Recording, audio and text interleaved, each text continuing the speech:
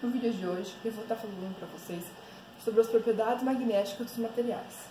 Bom, inicialmente eu vou estar falando então sobre o momento magnético, que ele é a causa da existência das propriedades magnéticas dos materiais. Em seguida eu vou estar falando sobre uma classificação dos materiais em relação às propriedades magnéticas. Mas aqui nesse vídeo eu vou estar enfocando mesmo nos materiais ferromagnéticos, certo? E ao final eu vou estar fazendo um exercício, então, que vai envolver alguns conceitos que eu vou desenvolver durante o decorrer do vídeo, certo? Bom, o magnetismo, então, ele é um fenômeno pelo qual certos materiais impõem uma força de atração e repulsão sobre outros materiais. Bom, a gente sabe que somente átomos que possuem a última camada incompleta são capazes de se magnetizar. Um exemplo, então, desses tipos de material é o ferro, alguns aços e a magnetita. Bom, por que só alguns materiais conseguem se magnetizar? Por que só átomos que possuem a última camada incompleta se conseguem magnetizar? Bom, essas e outras perguntas eu vou estar respondendo aqui no decorrer do vídeo, tá certo? Então vamos lá. Momento magnético. Bom, as propriedades magnéticas, como eu já disse, eles são consequências desses momentos magnéticos que estão associados aos elétrons. Isso quer dizer o quê? Que cada elétron de um átomo possui um momento magnético, que pode se originar de duas fontes. Uma delas está relacionada ao seu movimento orbital ao redor do núcleo, como esse exemplo aqui, tá certo? Então, esse movimento aqui ele pode ser considerado como um circuito circular com uma corrente, que é gerada pelo elétron, tá certo? Então, aqui a gente vai ter um campo magnético muito pequeno. A outra fonte está relacionada à rotação do elétron ao redor do próprio eixo. Então, a gente vai ter aqui esses momentos magnéticos orbitais, que é em relação à movimentação do elétron, e também vamos ter os momentos magnéticos de spin, que eles estão relacionados à orientação que os elétrons apresentam quando imersos em um campo magnético. Então, esse momento de spin do elétron pode ser para cima, que é representado dessa maneira, certo? Ou ele pode ser para baixo, uma orientação antiparalela, tá certo? Bom, então, o momento magnético nada mais é do que a soma dos momentos magnéticos de cada elétron constituinte de um átomo, tá certo? Por isso, os materiais compostos por átomos que possuem as subcamadas eletrônicas completamente preenchidas não são capazes de serem magnetizados, pois existe o cancelamento do momento eletrônico, tá certo? Ele vai ter a mesma quantidade de elétrons com posicionamento para cima e a mesma quantidade de elétrons com posicionamento para baixo, então vai ser cancelado, tá certo? Não tendo então um momento magnético.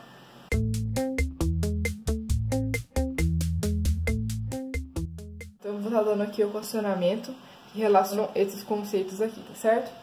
Então, a gente vai ter inicialmente uma região com uma densidade de fluxo magnético, tá certo? Bzão, que representa a magnitude da força do campo no interior do material, tá certo? Esse fluxo ele é causado então por um campo magnético externo. Bom, essas duas variáveis elas se relacionam. Se a gente multiplicar então aqui por μ0, sendo μ0, então a permeabilidade do vácuo, que é uma constante, tá certo? Que tem o valor de 4π vezes 10 a menos 7.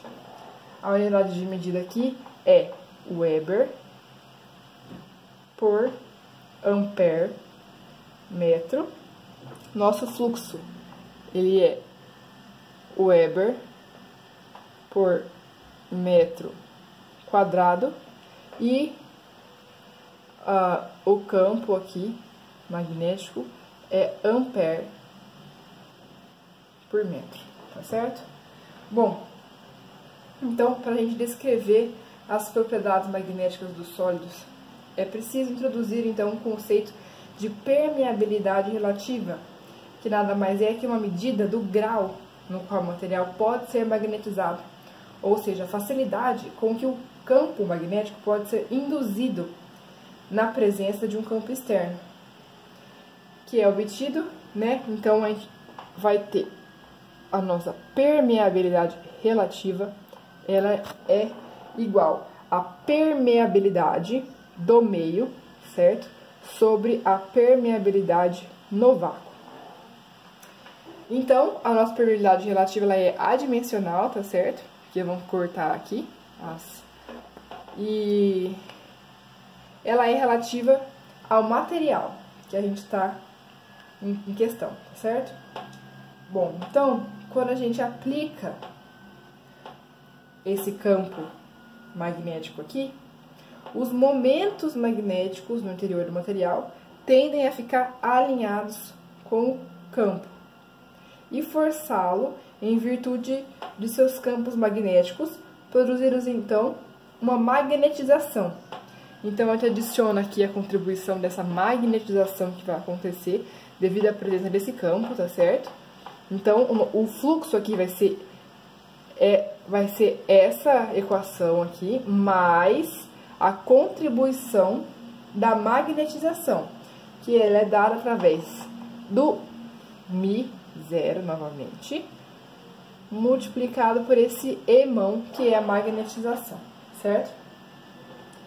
Bom, esse magnetização aqui, ela é obtida através da seguinte equação. Então, a gente vai ter que a magnetização, ela é igual ao Chi da magnetização multiplicado pelo nosso campo magnético. Então, a gente tem que a magnetização ela é proporcional ao valor do campo magnético. Esse Chi aqui, ele é a suscetibilidade magnética do material. Então, ela também é relativa ao material. Quanto maior o Chi, os materiais são mais suscetíveis à magnetização, quanto menor, menos suscetíveis. Então, a gente tem aqui que esse Chi, aqui, magnético, ele é igual a permeabilidade relativa menos 1, certo? De medida aqui, então, o Chi a gente sabe que é adimensional, como o μ relativo aqui ele é adimensional, o Chi também é adimensional. Então, o nosso Emão aqui de magnetização ele vai ter a mesma unidade do campo magnético, tá certo? Isso aqui. Então, essa aqui é a equação característica do fluxo magnético que vai ter no nosso material devido ao campo magnético, tá certo? E a magnetização do próprio material.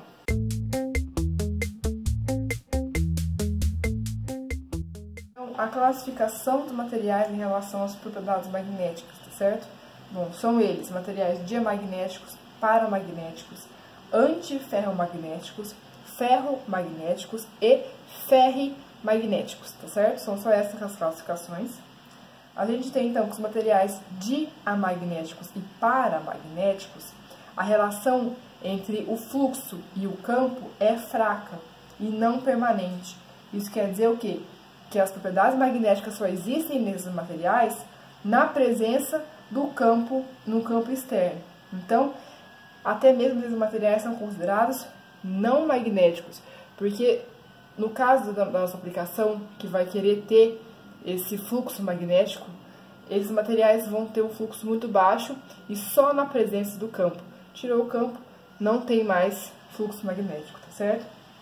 Bom, também tem os materiais antiferromagnéticos. O que acontece com eles é que eles têm um alinhamento antiparalelo, isto é, o alinhamento dos átomos vizinhos em direções opostas um ao outro. Então, podemos dizer assim, temos aqui os elétrons, tá certo? um vai ter alinhamento para cima, outro para cima, o vizinho aqui para baixo e para baixo. Então, vai ocorrer porque a gente fala de cancelamento dos spin, tá certo? Então, os cancelamentos dos momentos magnéticos, o que também não é interessante, tá certo? Bom, também tem aí os materiais que são interessantes, tá certo? Para aplicações que envolvem as propriedades magnéticas, são os materiais ferrimagnéticos e ferromagnéticos. Bom, ambos possuem grande magnetização e permanente, tá certo? Mesmo na ausência do campo externo, eles manifestam essas magnetização. A diferença entre eles é a fonte dos momentos magnéticos.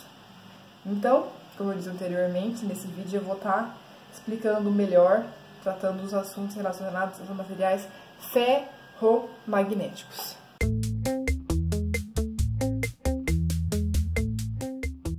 Bom, então, como eu disse para vocês, esses materiais, eles possuem momento magnético mesmo na ausência de um campo externo, tá certo?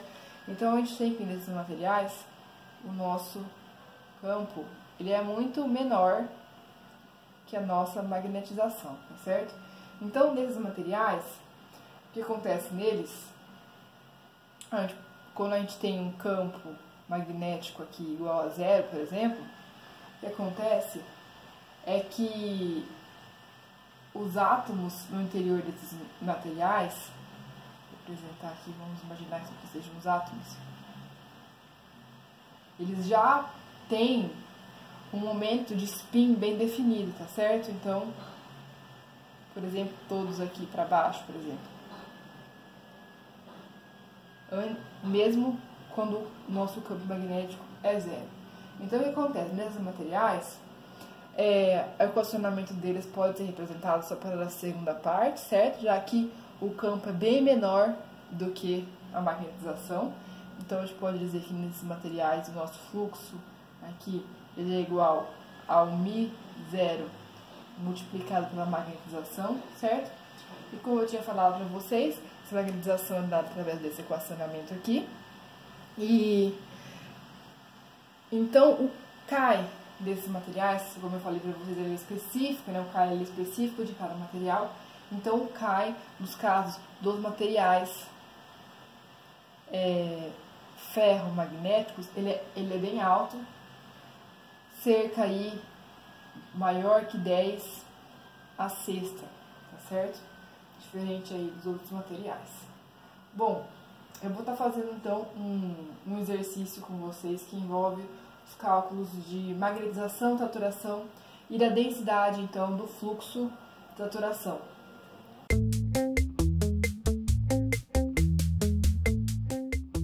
Pessoal, nesse exercício eu trouxe um conceito que eu ainda não tinha comentado durante o vídeo, que é o conceito de magnetização e saturação. Bom, essa magnetização é a magnetização que resulta quando todos os dipósitos magnéticos de uma peça sólida do material estão mutuamente alinhados com o campo externo. Então, a gente pode dizer que a sua saturação é a magnetização máxima que o material consegue chegar, em que todos os seus átomos estão alinhados na mesma direção. Então, como eu já tinha falado anteriormente, o que é, a magnetização? Ela é o produto entre o momento magnético resultante para cada átomo e o número de átomos presentes. Bom, esse momento magnético resultante ele é específico para cada material e ele relaciona o magnéton de Bohr, que é o momento magnético fundamental para os átomos de todos os materiais. E ele é uma constante, tá certo? Então, é o seguinte, aqui eu trouxe alguns momentos magnéticos resultantes para alguns materiais, tá certo? Ferro, cobalto e o níquel. Então, eles têm esses valores, e esses valores são multiplicados pelo momento magnético fundamental, que é o magnéton de Bohr. Então, a gente vai ter aqui que a magnetização e saturação, ela seria o somatório de todas as contribuições atômicas, né? Então, a gente vai ter aqui que a magnetização e saturação, ela vai ser igual ao quê? Ao momento magnético de cada átomo, tá certo? Então, é 0,6 multiplicado pelo magnéton de Bohr, que é uma constante, que é 9,27 vezes 10 elevado a 24, multiplicado, então, pelo número de átomos. Tá certo? Bom, então aqui eu trouxe também umas especificações de conceitos aí, porque vai envolver aí um pouco da da teoria quântica, né? Então, assim, esse Nzão aqui está representando o número de átomos por metro quadrado. Então, esse Nzão que a gente não tem no caso, né, no exercício, o valor dele é igual a massa específica multiplicado pelo número do Avogadro sobre o peso atômico do níquel nesse caso. Esse aqui é esse número. Só que a gente também não foi dado no exercício essa massa específica. Então, ou o exercício vai te dar essa massa específica, ou ele não vai dar a massa específica e vai dar para você isso que eu dei aqui. Então, é o raio atômico, né, do níquel. E ele vai falar também qual que é a estrutura cristalina desse material. No caso, ela é a cúbica de fase centrada. E você vai precisar também do peso atômico, tá certo? O peso atômico você consegue achar na tabela periódica, e é esse valor aqui. Então, eu vou calcular para vocês como é que descobre a massa específica, tá? Então, antes de chegar aqui, vamos descobrir a massa específica. Então, para saber qual que é a massa específica aqui, ela é igual, né?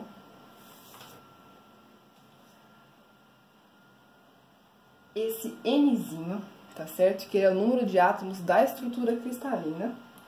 Aqui nesse caso, eu recomendo a vocês darem uma voltadinha lá no conteúdo sobre as estruturas cristalinas, né? E sobre o fator de empacotamento, que é exatamente isso aqui que vai aparecer aqui, tá? Então, esse número de átomos da estrutura cristalina multiplicado pelo peso atômico dividido pelo volume da estrutura cristalina multiplicado pelo número do Avogadro, tá certo? Então é o seguinte, ele dá falando que é uma estrutura cúbica de fase centrada. Bom, se vocês recordarem lá, a gente calculou os fatores de empacotamento, e no caso da estrutura cúbica de fase centrada, a gente vai ter que a aresta dela é igual a 2 vezes o raio raiz de 2. Bom, o raio é dado aqui, só que nesse caso a gente tem que usar metro, tá certo? Então, a gente vai ter que a aresta aqui, ela vai ser igual a 2 vezes a raiz de 2 vezes o raio em metro, tá certo? Então, vai ser o quê?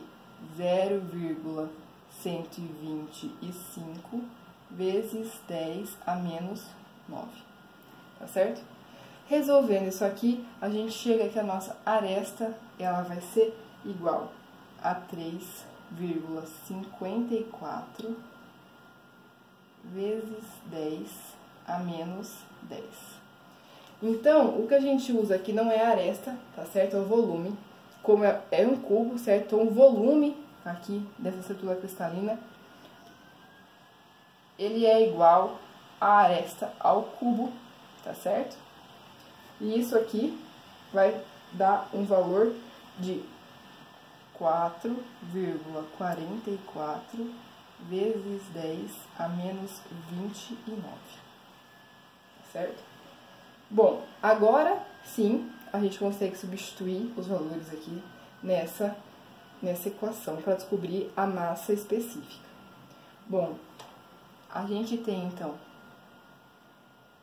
que o número de átomos da estrutura cristalina para a estrutura cúbica de fase centrada são 4, tá certo? Então, é 4 vezes a massa atômica, que é 58,71 dividido pelo volume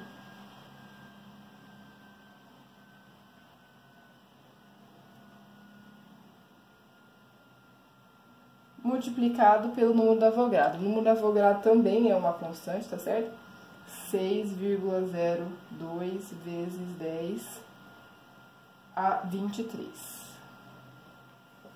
Resolvendo isso aqui, a gente vai chegar num valor de 8,9 vezes 10 a sexta, tá certo? Gramas por metro cúbico, que é isso aqui que significa massa específica, tá certo?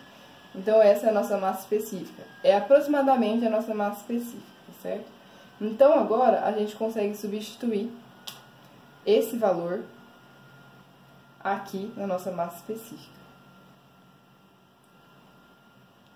Descobrir o nosso número de átomos por metro quadrado, basta só fazer a substituição, que eu vou fazer aqui que tá cheio. Então, esse N, ele vai ser igual a 8,9 vezes 10 a sexta, multiplicado pelo número do Avogadro, que é 6,02 vezes 10 a 23, dividido pelo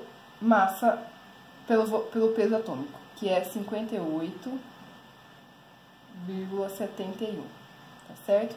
Então, a gente vai chegar num N aqui igual a 9,13 vezes 10 a 28 átomos por metro cúbico, tá certo? Então, agora basta substituir esse valor aqui, tá certo? E a gente vai ter, então, que a nossa magnetização de saturação, ela vai ser igual a 5,1